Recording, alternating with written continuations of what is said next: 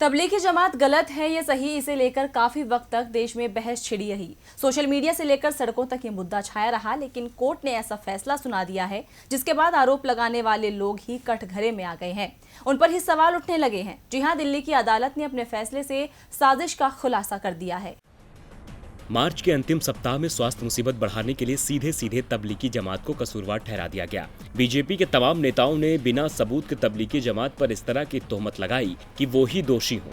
अदालत के फैसले के बिना ही उन्हें कटघरे में खड़ा कर दिया गया, लेकिन कोर्ट ने तो अब कई लोगों को निर्दोष बता दिया है। दिल्ली में एक ट्रायल कोर्ट ने तबलीगी जमात के विदेशी सदस्यों के खिलाफ लगाए गए सभी आरोपों से कुछ विदेशी लोगों को बरी कर दिया गया है।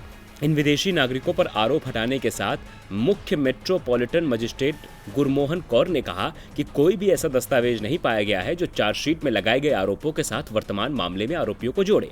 दरअसल चार्जशीट में आरोप लगाया गया था कि अभियुक्त व्यक्ति एक मिशनरी वीजा के बजाय एक पर्यटक वीजा पर भारत आए और मिशनरी काम में लिप्त होकर और तबलीगी जमात की विचारधारा का स्वेच्छा से प्रचार करके अपने वीजा की शर्तों का उल्लंघन किया। चार्जशीट में यह भी कहा गया कि तबलीगी जमात मुख्यालय में लोगों को नियमों का पालन करने का निर्देश दिया गया था, लेकिन उन्होंने किसी का पालन नहीं किया। मरकज के मुफ्ती शहजाद को बीमारी के प्रसार को रोकने के लिए तत्काल कार्रवाई करने और जमात के विदेशी सदस्यों को उनके देशों और अन्य भारतीयों को उनके राज्यों में वापस भेजने के लिए कहा गया था, जिसे भी नहीं माना गया। इस चार्जशीट के बाद आरोपियों के लिए पेश हुई वरिष्ठ अधिवक्ता रेबिका जॉन ने दलील दी कि आरोप पत्र में आरोपित व्यक्तियों में से किसी भी भूमिका के लिए कुछ नहीं कहा गया।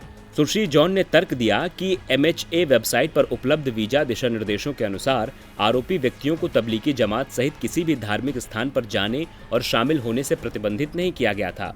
वरिष्ठ वकील ने यह भी कहा कि ये बताने के लिए रिकॉर्ड पर कोई सबूत नहीं है कि आरोपी व्यक्ति ने लॉकडाउन नियमों का उल्लंघन किया। इस दलील के बाद कोर्ट ने पाया कि तबलीगी जमातियों के खिलाफ कोई सबूत नहीं है, इसीलिए उन्हें डिस्चार्ज किया जाता है। कोर्ट के फैसले से साफ है कि तबलीगी जमातियों पर जबरन तोहमत लगाई गई, उन्हें बदनाम किया गया। DB लाइव की रिपोर्ट।